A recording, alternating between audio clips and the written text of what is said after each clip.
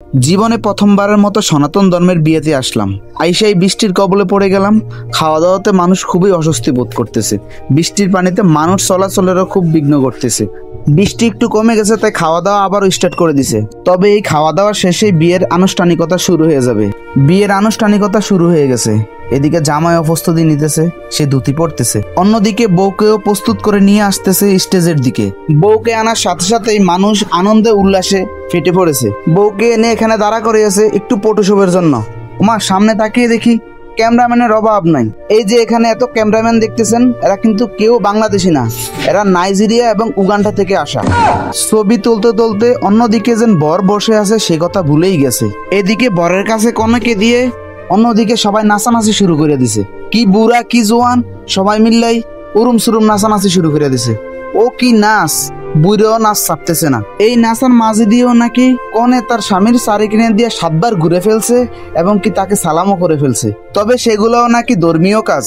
এই ধর্মীয় কাজগুলোও নাকি নাচ গানের মধ্যে দিয়েই তারা সারে। এই নাচের তালে তালে দেখতেছি কিছু সুন্দরী নারীরাও নাচতেছে। এগুলা আমি আবার দেখি না, হয়তো চোখ পড়ে গেছে আমার। তবে এগুলা দেখার জন্য এখানে অনেক পুরুষ মানুষ আছে। এর মাঝেই শুরু হয়ে গেছে তাদের বিশেষ আকর্ষণ মালা বদল।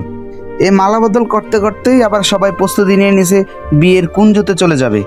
সেখানে যাই বিয়ের আনুষ্ঠানিক কাজ শুরু হয়ে যাবে। তবে আমি এখানে অবাক হয়ে একটা জিনিস লক্ষ্য করছি, তাদের এত কিছু হয়ে গেল তারপরেও তাদের নাচ থামলো না। আমাকে খুবই আশ্চর্য করে তুলছে ব্যাপারটা। ঠাকুরের সামনে বসে পড়লো কন্যা এবং বর সহকারে। এখনই বিয়ের কাজ শুরু হয়ে যাবে। এদের বিয়েতে এত সময় লাগে এটা আমি আগে জানতাম না। 1 ঘন্টা ধরে বসে আছে বর কনে। তাদের ধৈর্য দেখে আমি নিজেই অবাক হয়ে যাই। অধৈর্য হয়ে আশেপাশের মানুষ পর্যন্ত চলে গেছে। অবশেষে বিয়ের কাজ সম্পূর্ণ হলো।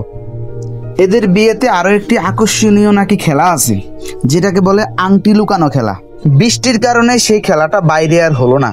পরবর্তীতে বোলের মধ্যে মাটি দিয়ে এই মাটির মধ্যে আংটি লুকানো খেলাটা স্টার্ট হয়ে গেল। তবে এই আংটি খেলার ইন্টারেস্টিং ব্যাপারটা হলো, এখানে স্বামী 3 বার জিতছে আর বউ 1 বার জিতছে। তার মানে এখানের চ্যাম্পিয়ন অবশ্যই জামাই। তবে আপনারা পুরা খেলাটা দেখেন, খুবই মজা পাবেন।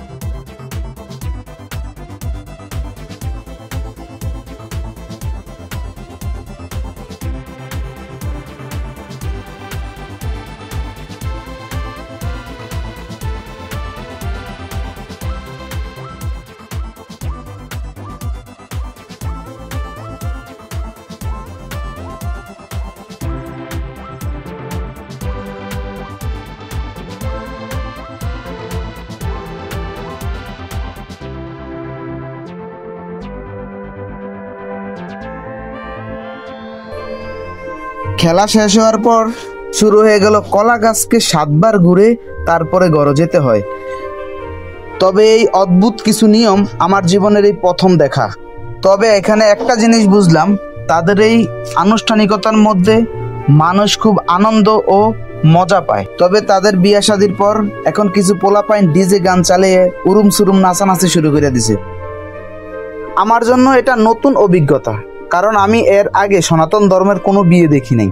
তবে এদের বিয়েগুলোতে ধর্মীয় নীতিরীতি থেকে নাচ গানের মূল্যায়ন বেশি দেয়। ভিডিওটা এই পর্যন্তই। তবে ভিডিওটা কেমন হলো জানাতে পারেন কমেন্টে।